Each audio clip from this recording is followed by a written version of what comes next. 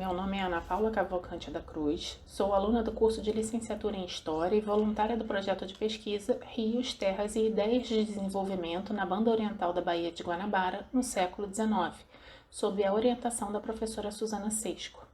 O título do trabalho apresentado à jornada é Desenvolvimento na Banda Oriental da Baía de Guanabara no século XIX e as mudanças na paisagem ontem e hoje. O objeto de estudo deste trabalho é focado na região metropolitana do Rio de Janeiro, especialmente os municípios que margeiam a Baía de Guanabara. Estes locais apresentaram seu desenvolvimento acelerado a partir do início do século XIX, especialmente após a chegada da corte à América Portuguesa e sua instalação na província.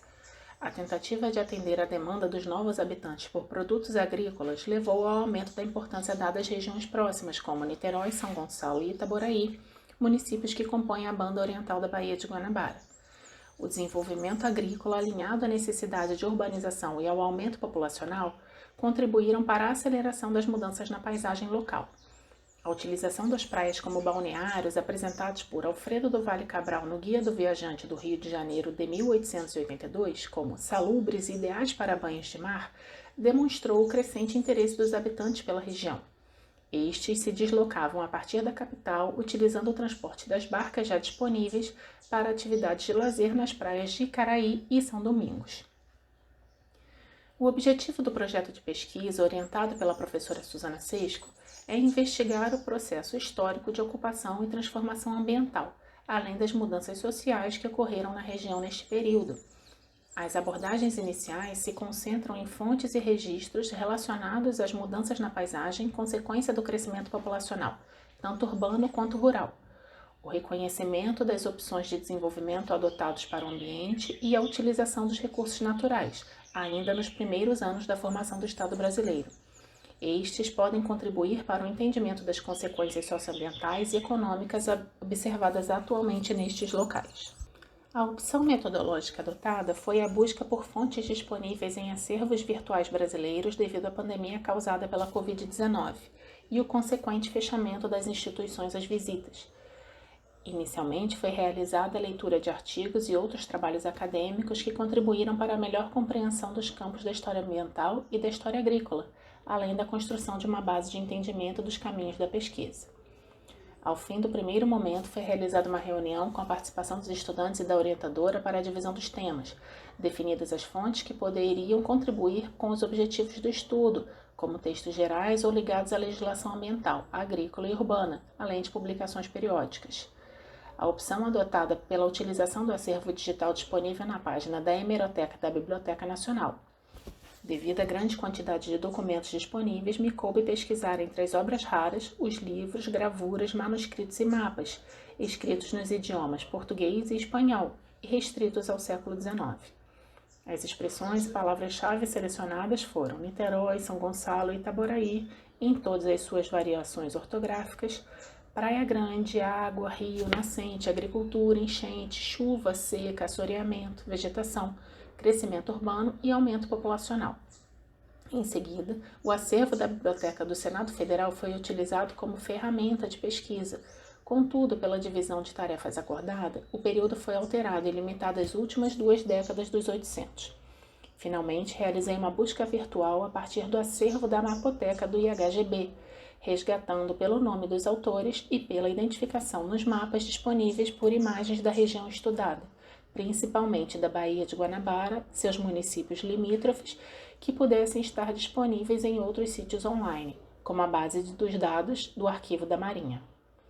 Entre os resultados obtidos até o momento, destaco que a busca nos acervos virtuais resultou em um total de 18 documentos com referência à localidade, entre os mais de 100 arquivos encontrados, como registros da província do Rio de Janeiro, entre eles os censos populacionais realizados em 1872 e 1890.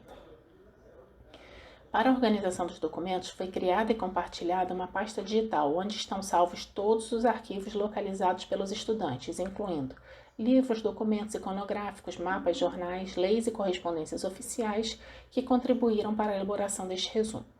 Cabe salientar que o trabalho iniciou em janeiro de 2021, tem a previsão de duração de mais um ano, encerrando em setembro de 2022, mas com possibilidade de prorrogação. Apesar da região de estudo ser largamente pesquisado, o viés da história ambiental defendido por Donald Worster, com o objetivo de aprofundar o entendimento de como os seres humanos foram afetados pelo ambiente natural e, inversamente, como eles afetam o mesmo ambiente, seus resultados ao longo do tempo, não tem sido priorizado. Assim, o olhar nas fontes precisa estar atento a detalhes como a importância que Domingos Maria Gonçalves atribui na obra O Trabalho Livre, de 1880, à criação da primeira escola agrícola em Niterói para abrigar os órfãos provenientes da capital. A proximidade com a cidade do Rio de Janeiro, grande centro consumidor do país, pode ter estimulado no cônsul de Portugal a observação de características locais favoráveis ao desenvolvimento de atividades agrárias. As relações entre o aumento na ocupação do solo pela urbanização e o incentivo das atividades agrícolas também foram percebidas na obra de Augusto Ferreira da Silva, em Demografia Sanitária durante 34 anos, de 1893.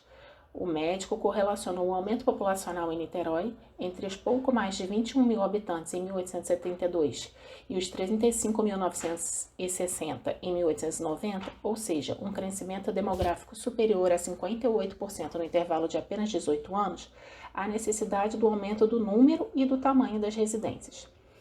Outro documento onde podemos observar a preocupação com a utilidade da manutenção da cobertura vegetal está em Discurso sobre os males que tem produzido no Brasil o corte das matas e sobre o meio de os remediar, proferido por Emílio Joaquim da Silva Maia em 1835.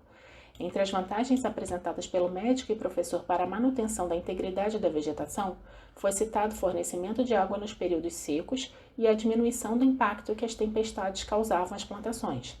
O professor cobrou providências governamentais para evitar que o país, em suas palavras, dotado pela natureza de bosques que produzem bálsamos divinos, frutos delicados e especiarias finas, tornar-se estéril e insalubre pelo obstinado desmazelo dos seus filhos.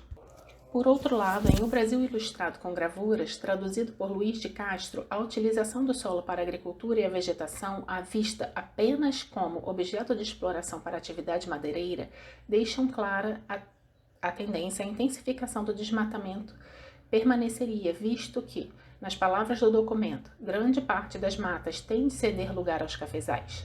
A escassez de novas terras para plantio já havia sido documentada em 1887, quando o Barão de Cotegipe afirmou em seu Estado Financeiro das Províncias as dificuldades que os agricultores encontravam para a expansão do plantio do café e seu consequente temor com a redução nas colheitas.